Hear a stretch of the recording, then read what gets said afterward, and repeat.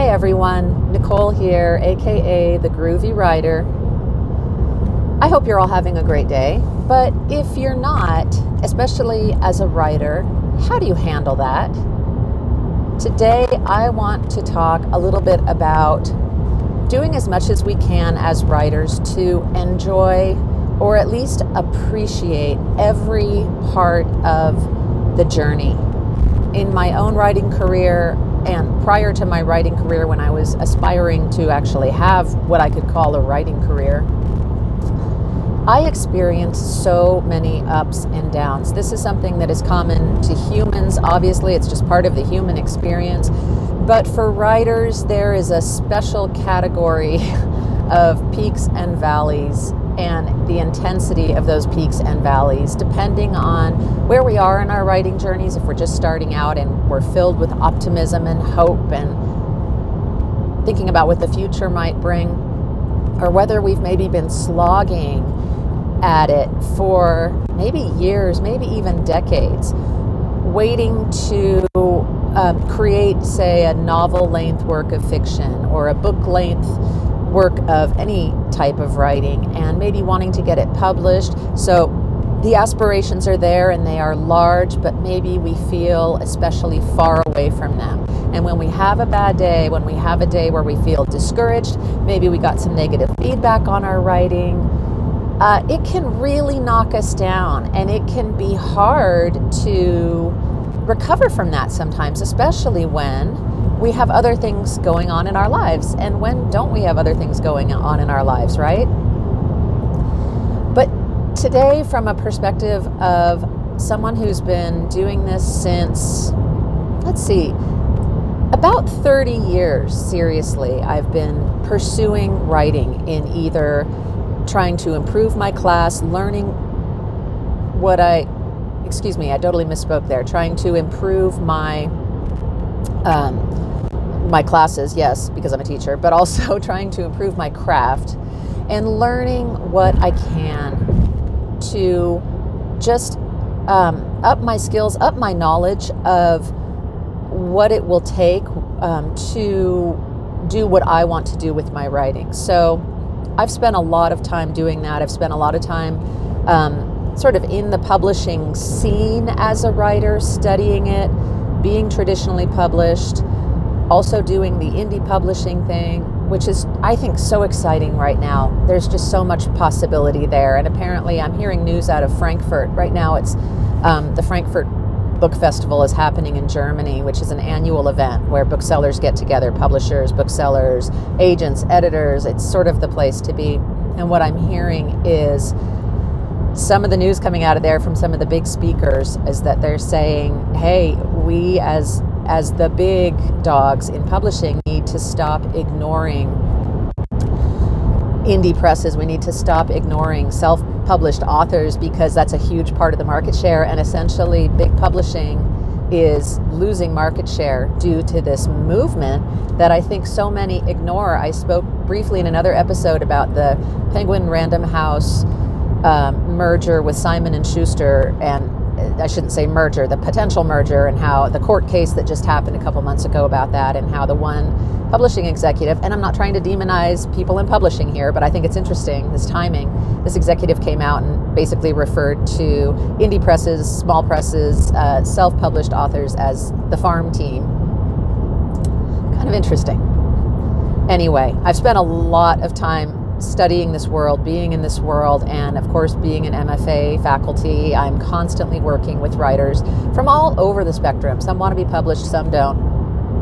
But regardless of your goals for your writing, why you became a writer, what you hope to accomplish with your writing, you can have a great day, you can have a not so great day. And I think that's just as true for anyone who is maybe writing just for themselves, just want to journal, I just want to write because I love the actual creative expression of writing, as it is for someone who wants to really go big. They want the traditional publishing contract, they want to have an entire career in publishing, they want to write many, many books. So I think and then of course the whole gray area in between those two. I think regardless of where you are, it's very possible to experience, and probable, maybe even a guarantee, if you stick with it long enough, that you will experience some of those peaks and valleys. From my perspective, I just want to encourage you today, if you're in the valley, you don't have to appreciate it necessarily, but to look at that as just a part of the journey. And what it tells me when I hear from writers, or when I myself go through that feeling of, things are not good, I'm discouraged, I feel like my creative well has run dry, and maybe I'll never find the gumption and the creative spark to start writing again. I'm worried that it's over because I'm kind of in a slump. And again, sometimes it's because we have other stuff going on in our lives, with friends, with family, with our jobs, with our health, whatever it might be. Maybe we have wonderful things going on in our lives. Maybe we have a new baby at home, which is by all accounts fabulous, but what else is it? It's exhausting, and it's creatively exhausting in my experience anyway.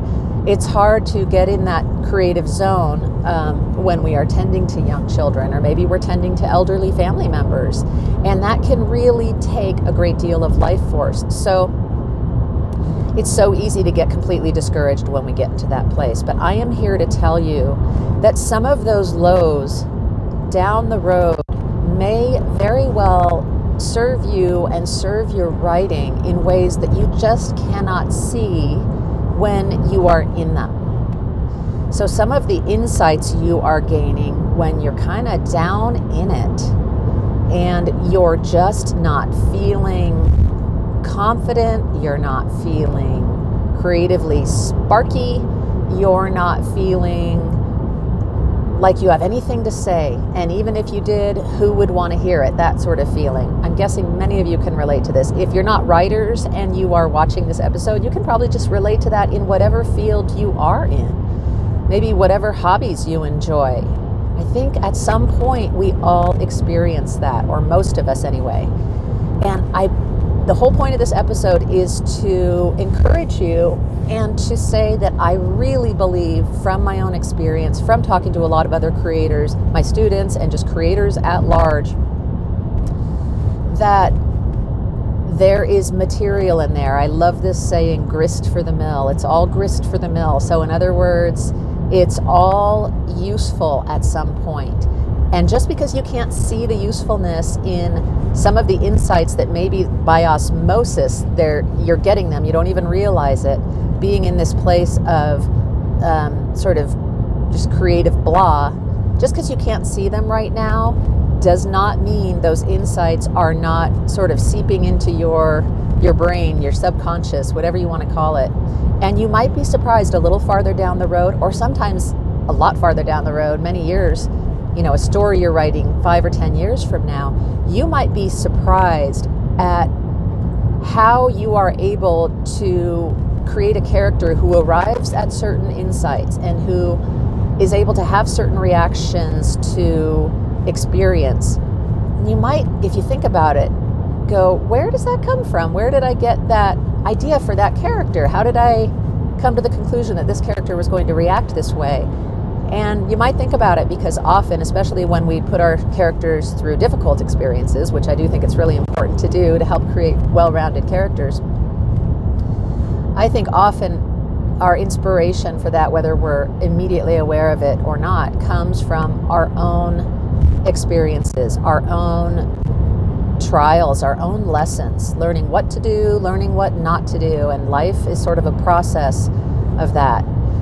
And so again, you may be down in it, you may be feeling like you'll never write again, but I'm telling you, or maybe it's not that dire, maybe it's just you won't write for another week and you really need to write. Maybe you have a deadline and it's aggravating and it's frustrating and it's demoralizing at the moment. But don't discount the fact that there are likely some diamonds in the rough in this experience, and they, as I said, will likely serve you at some point in the future in your writing.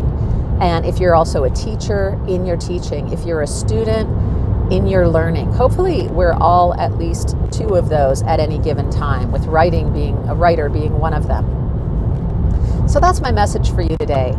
If you're not doing well, or if you've experienced this, or if you've learned what you consider to be a particularly important lesson about creative burnout.